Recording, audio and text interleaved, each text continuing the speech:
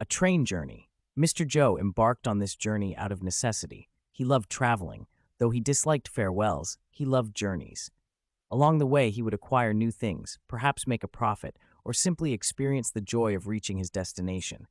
Who knows? He didn't wave to anyone, and no one came to see him off. He wasn't sad, but curious. After all, he didn't know what awaited him. Let it be, he thought. Isn't it going to end anyway? For a traveler, the most important thing was to reach their destination. They said the place he was headed to was beautiful. The train approached the station slowly.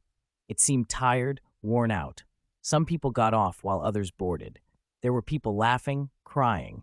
Some waved, while others didn't even look back. Everyone had their designated carriage, seat, and number.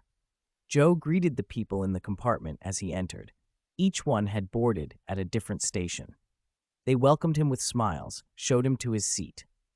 Joe was a bit confused. It was his first time on a train. Once his confusion passed, he smiled back at them. An old man with white hair said, "Don't worry, son. Everyone is a bit confused their first time on a train. You'll get used to it soon enough, maybe after 15 minutes. So much so that you'll wish you could stay on board forever. You won't want to get off. But alas, your journey is only as long as your ticket allows. No matter how much you struggle, they won't let you travel any further. If you say, 'Let me stay a bit longer,' they'll say, 'You've arrived at your destination.' This train binds a person to itself. It makes you feel like you've always been on it. You'll think the place where you'll disembark is a void. In a way, you'll become childlike. Your friends and family will say, 'Is it ever possible not to get off the train? Is it possible to always wander on the roads?' Beautiful places, beautiful lands await you. Everyone hears this, and everyone knows that one day it will be said to them, 'It is time to get off.' Some get so used to this cramped place that they don't believe there's a world outside of it. They cry, they grieve, but they never understand. Look, they'll make me get off soon as well. I know they won't leave me here. New passengers will board. Perhaps I'll go to beautiful places, but even as I get off, my heart will sing a song of sorrow. These iron rails embrace a person very strongly for some reason. My words may seem strange to you. You're one of the new passengers. You're young. Maybe you haven't even gotten used to it here yet. Maybe you're thinking, why would a person fall in love with this cramped, noisy place, these cold iron rails? And I would say, don't be so sure of yourself. "Silence," someone bellowed. "Your king is speaking." "Is there a king on the train?" Joe asked. "How could there be, son?" the old man replied. "How could a traveler be a king? There are only would-be kings who tear each other apart. Soon they'll drag him off too. He's fooling himself." Joe couldn't believe it. The old man was right. What would it matter if there was a king among the passengers? He thought the man was crazy, but he couldn't figure out his intentions. "Why are they moaning?" he asked, referring to those nearby. "Them," the old man laughed. "One is in love with the seat opposite, the other with the artificial flower on the wall. They burn and yearn for them. Both say, 'I live for this.' You're getting off in 2 stops. What good are the train's seat and the picture on the wall to you?" you'd say, but they would never hear you.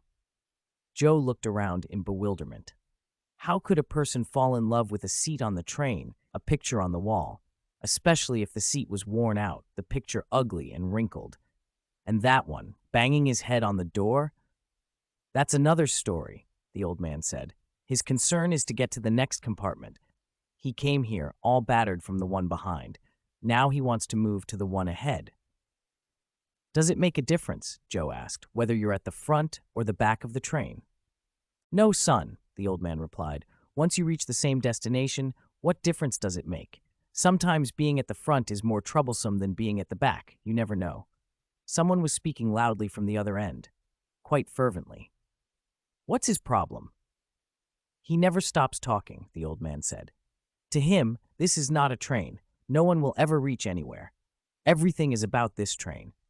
That man sees nothing beyond this train. And him?" Joe asked about another passenger. "He says those who get off this train reboard at another station. He doesn't know that this is a one-way journey and the train never stops at the same station twice." "And those?" Joe asked lastly. "They," the old man said, are the ones who care neither about their destination nor the train, only their toys in their hands.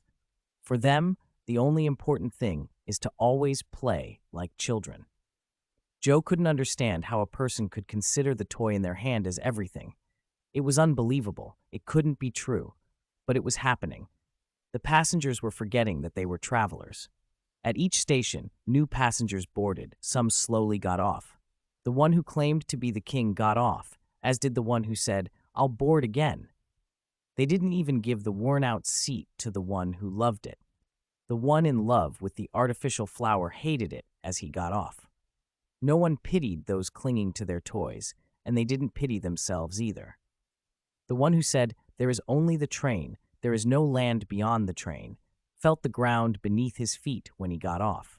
The one who rushed to the next compartment found that being ahead didn't benefit him at his destination. Joe bid farewell to the wise old man with tears. The old man's face was smiling as he got off. As Joe waved goodbye to him, he thought, the thing that makes a person's face smile when getting off the train is not owning and falling in love with the train, but behaving like a traveler. Moral of the story.